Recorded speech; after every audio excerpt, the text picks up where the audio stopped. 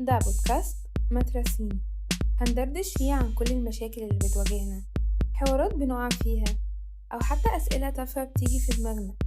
بس طبعا كل ده في نطاق الهزار. بقولك ايه، مترسيني، يلا نبدأ. أهلا بيكم في الحلقة السابعة من بودكاست مترسيني. والنهاردة موضوع حلقتنا كان من اقتراح إسلام شعلان على الانستجرام. حابة طبعا أشكره جدا، واكيد انتوا كمان لو حابين ان احنا نتكلم في اي موضوع من اختياركم ابعتولنا على طول، سواء على الانستجرام او على التيك توك او على الفيسبوك او حتى على الايميل. ندخل بقى في موضوعنا.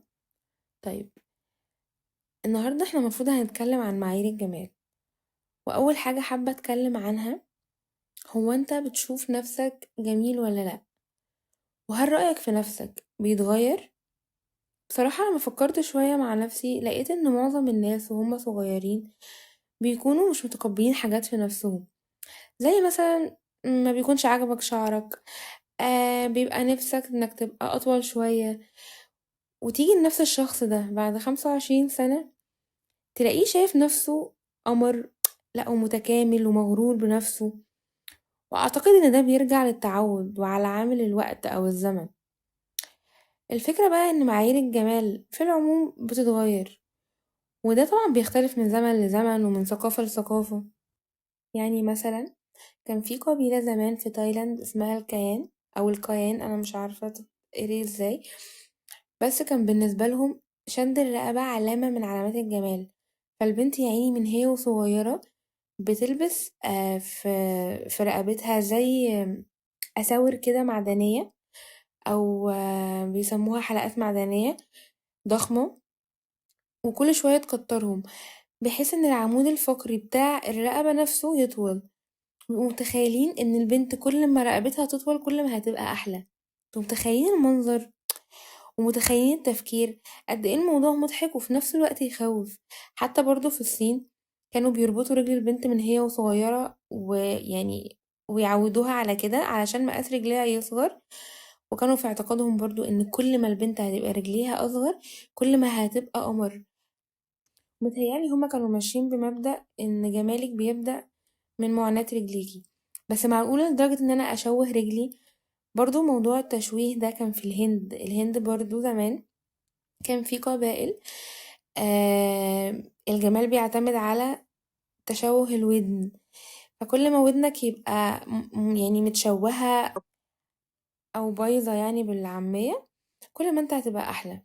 عارفين ده معناه ايه؟ ده معناه ان هيجي وقت هنضحك برضو على الزمن اللي احنا فيه دلوقتي، ونقول فاكرين ايام ما كان الفيلر والشفايف المليانة علامة جمال.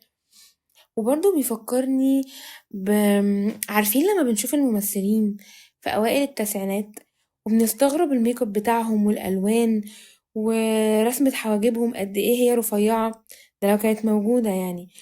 فده بيدل ان فعلا معايير الجمال مش ثابتة وبتتغير، لا وعمرها ما كانت بتدوم. وعلى فكرة حتى في زماننا ده على سبيل المثال جوه مصر هتلاقي في كل بلد ليها معاييرها لوحدها، تبقى معايير سطحية يعني. وانا قصدي هنا سطحية لان انا مش بتكلم على الشكل بس، او مش ببقى قصده البنات بس، ببقى قصدي على الولاد برضو. يعني مثلا الواحدة لما تلاقيها مثلا بتختار شريك حياتها، تلاقيها مثلا بتشوف حسابه في البنك جميل ولا لأ، عربيته حلوة، طب شقته أحلى. طبعا بالنسبة للشخصية والجوهر هما هنركز فيهم بعد الجواز، تبقى فاكرة انهم مقدور عليهم. وغالبا دي البنت اللي احنا بنلاقيها متطلقة او مش مبسوطة بعد كام سنة جواز. ده غير بقى جمال الترندات. يعني دلوقتي البنت اللي ما تعملش فيلر الناس بيبقوا مستغربينها. واكيد طبعا مش هتعملي بوتوكس وتشدي وشك وتبقي سايبه مناخيرك كده من غير ما تخفيها، او تبقي حتى سايبه اسنانك صفرة كده من غير ما تعملي هوليود سمايل وتخليها تنور كده بالليل. ده عشان الناس بس ما تقولش علينا حاجه. طب انتوا عارفين ان زمان كل ما البنت كانت تبقى مليانة شوية وفاتحة ده بيدل انها بنت ناس وعلى طول قاعدة في البيت ومش بتتعرض للشمس، على عكس البنت الرفيعة اللي كانت بتبقى عاملة تان ده بيدل انها من الطبقة العاملة، او مثلا بتشتغل في الارض كتير فبتتعرض للشمس. عكس دلوقتي طبعا، دلوقتي البنت اللي عاملة تان دي لازم تبقى غنية علشان تهتم بجسمها، لازم تاكل اكل هيلسي فبرضه لازم تصرف فلوس اكتر. فشايفين ازاي فرق التفكير؟ طب انتوا عارفين ان احنا بقعدة واحدة على الانستجرام بنشوف كمية ولاد وبنات بجمال مثالي اكتر بكتير من اللي جدودنا شافوه طول حياتهم؟ وده طبعا اثر فينا. هتقولولي ازاي؟ هتلاقوا دلوقتي من سن البلوغ، سواء بنت او ولد، بتبدأ ترتبط فكرة الجمال في دماغهم بالوجع. يعني مثلا عادي لو حقنة فيلر في الوش عشان تضيع ديفو، او مثلا عملية شد او زرع شعر. حتى الولاد دلوقتي بقينا بنشوف المغنيين الرجالة بينحتوا وشهم. يجي بقى الأهم سؤال في الحلقة، وهو يا ترى ايه هو الجمال الحقيقي؟ بصوا، هو مش عيب انك تبقى حاطط معايير معقولة، وحقك انك تدور عليها، لان من حق كل واحد انه يكون مع حد متقبله وقابله. بس عارف ايه اللي ممكن يخلي شخص عادي جدا فجأة يتحول في نظرك ويبقى شخص جميل بنسبة 100%؟ الروح والنية. وده بجد كان بيحصل معايا. يعني انا صحابي قبل ما اتعرف عليهم كويس كنت بشوفهم، يعني حتى في شكلهم يعني جمال اوكي، بس عادي يعني.